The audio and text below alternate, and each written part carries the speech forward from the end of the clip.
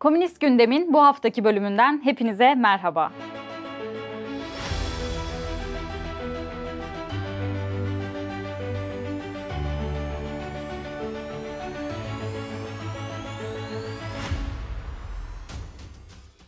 Komünist Gündem'e bu hafta güzel bir haberle başlıyoruz.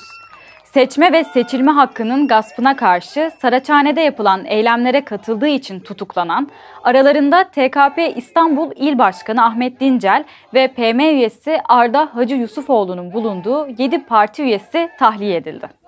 TKP üyeleri Silivri Cezaevi çıkışında İstanbul İl Örgütü tarafından karşılandı. Hiç kimse yılmadı, emin olun hiç kimsenin yüzünde en ufak bir umutsuzluk yoktu. İçeride olduğumuz günlerde de niye içeride olduğumuzu, neye boyun eğmediğimizi çok iyi biliyorduk. Ve bir şey için hep beraber birbirimize söz verdik. Bugün aynı koğuşta olduğumuz arkadaşlar da yanımızda. Dışarı çıktığımız günden itibaren o mücadeleyi daha da büyüteceğiz. Bu karanlığı bu ülkeden gönderene kadar Erdoğan'ı, AKP'yi, tarikatları, holdingleri bu ülkeden gönderene kadar boyun eğmemeye, mücadele etmeye devam edeceğiz.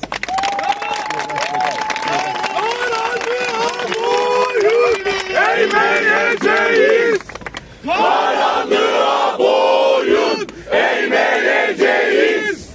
11 Nisan'da TÜSİAD'la ilgili dikkat çeken bir çıkış yapan Türkiye Komünist Partisi, hafta boyunca da TÜSİAD'a bağlı büyük sermaye gruplarının ülke kaynaklarını nasıl yağmaladığını teşhir eden veriler yayınladı. TKP örgütleri ülke genelinde birçok noktada kurduğu, standlarda dağıttığı bildirilerle de TÜSİAD'ın ülkeyi nasıl yoksulluğa sürüklediğini anlattı.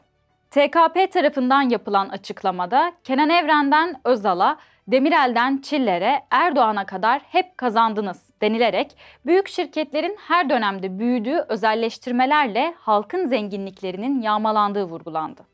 Sermaye gruplarının AKP ile olan ilişkisinin de altı çizilerek AKP'yi siz yarattınız, sizin için grevleri yasakladılar, laikliği ayaklar altına aldılar denildi. TKP açıklamasını arsızlık bu TÜSİAD, hayırlı işler TÜSİAD ama emin olun buna dur diyeceğiz sözleriyle sonlandırdı. Hayırlı işler TÜSİAD hashtag'i hafta boyunca yaygın şekilde kullanılarak TÜSİAD'ın AKP ile ilişkilerinin yanı sıra işçi düşmanlığına, tarikatlarla ilişkisine, 12 Eylül darbesindeki rolüne işaret edildi. Geçtiğimiz hafta yayımlanan Komünist Bakış programı da yine aynı başlığa odaklandı. Pazartesi günleri Sol TV'de yayınlanan programda TKP Genel Sekreteri Kemal Okuyan, sermaye sınıfı ve onun önemli bir temsilcisi olan TÜSİAD'la mücadelenin neden daimi bir konu olduğunu anlattı. Eşitliğin savunulmadığı, sömürü düzeninin sorgulanmadığı bir zeminde laiklik ve bağımsızlık mücadelesinin verilemeyeceğinin altını çizdi. Türkiye Komünist Partisi 14 Nisan'da da dolar milyarderleri listesine giren 35 zengine mektup göndererek bilin ki işçi sınıfı el koyduğunuz tüm zenginlikleri geri alacak dedi.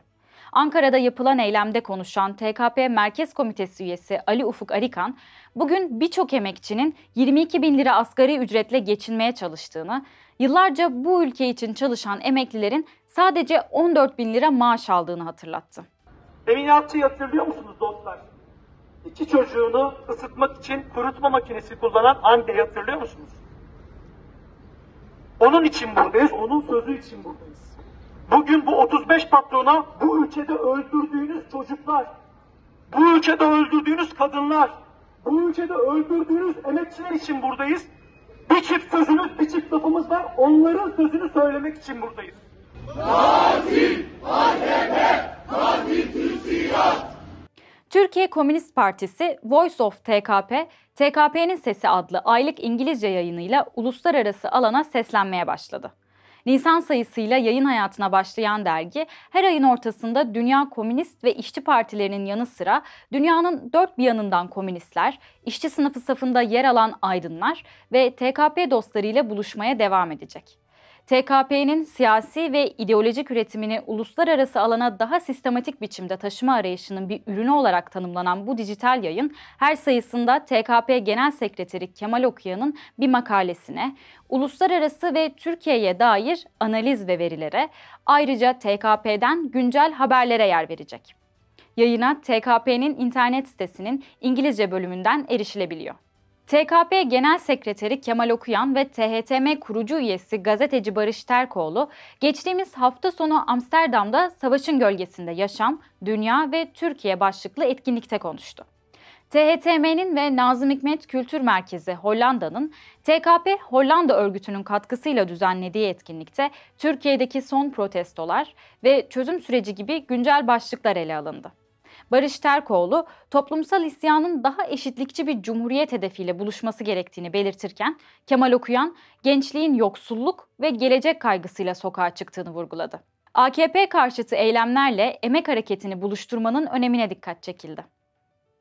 Türkiye Komünist Gençliği 12-13 Nisan tarihlerinde 4 kentte düzenlediği buluşmalarla "Geleceksiz değil, gelecek biz olacağız" diyerek gençliğin mücadele kararlılığını ortaya koydu. 12 Nisan Cumartesi günü İzmir ve Eskişehir'de, 13 Nisan Pazar günü ise İstanbul ve Ankara'da meydanları dolduran komünist gençler 19 Mart'tan bu yana süren öğrenci eylemlerine dair açıklamalarda bulundu. Coşkulu geçen eylemlerde tutuklu gençlere özgürlük talebi yinelendi. MESEM'in gerçek yüzüne dikkat çekildi.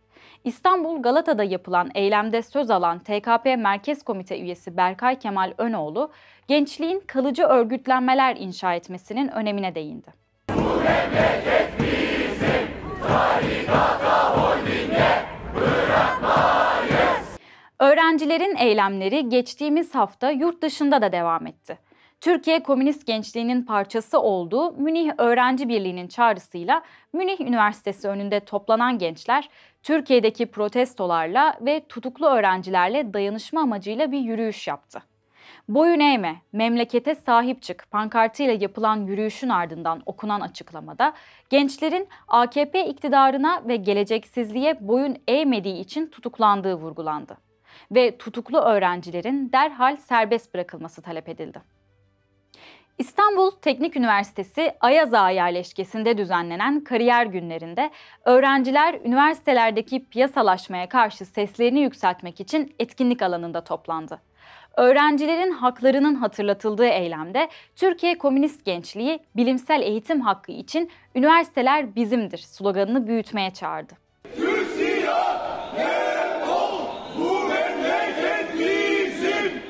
Tek telefonla İstanbul Üniversitesi Mimarlık Fakültesi dekanı oldum sözleriyle tepki çeken ve skandal diploma iptal kararında imzası bulunan Profesör Doktor Yüksel Demir'in İstanbul Teknik Üniversitesi'nde katıldığı öğrenci forumunda gergin anlar yaşandı. Forum sırasında Türkiye Komünist Gençliği'nin yönelttiği soruları yanıtlamaktan kaçınan Demir, özel güvenlikler eşliğinde forum alanını terk etti. Türkiye genelinde pek çok proje lisede öğretmenlerin açığa alınmasına karşı öğrenciler, öğretmenlerine ve okullarına sahip çıkmak amacıyla eylemler düzenledi. İstanbul, Ankara, İzmir, Bursa, Gaziantep ve Eskişehir gibi şehirlerdeki liselerde oturma eylemleri, yürüyüşler ve basın açıklamaları yapıldı.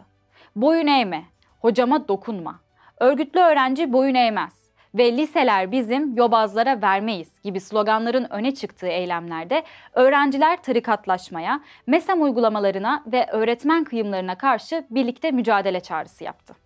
İş yerinde hastalanan, Ankara Güven Hastanesi'nde çalışan bir işçi, tetkik masrafları karşılanmadığı için çalıştığı hastanede tedavi edilmedi. Hastanede vale olarak çalışan Serkan Temelci'nin ölümü sonrasında Ayrancı Semtevi Sol Kültür ve Ayrancı Semt Meclisi çağrısıyla Güven Hastanesi önünde toplanan halk iş cinayetini protesto etti. TKP'li sağlık emekçileri de sağlıkta özelleştirmelerin sonucunun bir kez daha ölüm getirdiğine dikkat çeken ve devletleştirme talebinin büyümesi gerektiğine işaret eden bir açıklama yayımladı. Türkiye Halk Temsilcileri Meclisi, Cumhuriyetçiler Kurultayı'nın ilk hazırlık toplantısı THTM Ankara Keçiören Temsilciliği tarafından gerçekleştirildi. THTM'nin son 1,5 yıldaki faaliyetlerinin konuşulduğu toplantıda Cumhuriyetçiler Kurultayı'nın THTM'nin hedeflerinde nereye oturduğu konuşuldu. THTM kurucu üyesi Doktor Suat Özeren, Keçiören Kent Konseyi Başkanı İlyas Turan ve THTM Yürütme Kurulu üyesi ve sözcüsü Profesör Doktor Oğuz Oya'nın konuşmacı olduğu toplantıya TKP örgütleri de katıldı. Altındağ'ın AKP'li belediye başkanı Veysel Tiryaki, Altındağ Belediyesi'nde sendikaya üye oldukları için işten çıkarılan işçilerin direniş çadırına saldırdı. Olayın ardından TKP Ankara İl Örgütü ve PE Belediye Emekçileri Dayanışma Ağı bir açıklama yaparak şunları söyledi. İşçiler atılan bu yumruğu unutmayacak. İşçilerin hakkını vermek yerine bugün işçilere yumruk atacak, direniş çadırını tekme atıp yıkmaya çalışacak kadar gözü dönen AKP'li belediye başkanı Veysel Tiryaki bu düzenin gerçek özetidir. Emekçi düşmanlığı üzerine kurulu bu düzen, işçileri hedef alan yumruğun da tekmenin de altında kalacak. Samsun'da işçiler, öğrenciler ve emekliler Atakum Cumhuriyet Semtevi'nde düzenlenen Nasıl bir Türkiye istiyoruz toplantısında bir araya geldi. Ülkemizde 19 Mart'tan bu yana meydana gelen gelişmelerin de tartışıldığı toplantıda eşit, özgür ve bağımsız bir ülke için bir araya gelmenin önemine dikkat çekildi. 17 Nisan 1999 yılında Sosyalist İktidar Partisi seçim konvoyuna yapılan saldırıda MHP'li İhsan Bal tarafından katledilen Sosyalist İktidar Partisi üyesi tekstil işçisi Hüseyin Duman, ölümünün 26. yılında mezarı başında anıldı. TKP Parti Meclisi üyesi Osman Serkan Düz burada yaptığı konuşmada Hüseyin'e sözümüzü tutacağız, sosyalist Türkiye'yi kuracağız, anısını ve kararlılığını mücadelemizde yaşatacağız dedi.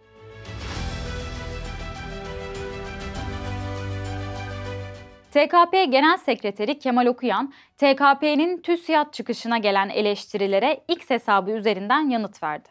AKP destekçisi çevrelerin tepkisine şaşırmadıklarını söyleyen Okuyan, patronların AKP desteğine anlayış gösterilirken TKP'nin sermaye karşıtı tutumu neden rahatsız ediyor diye sordu. Paylaşım ulusal basında da geniş yer buldu.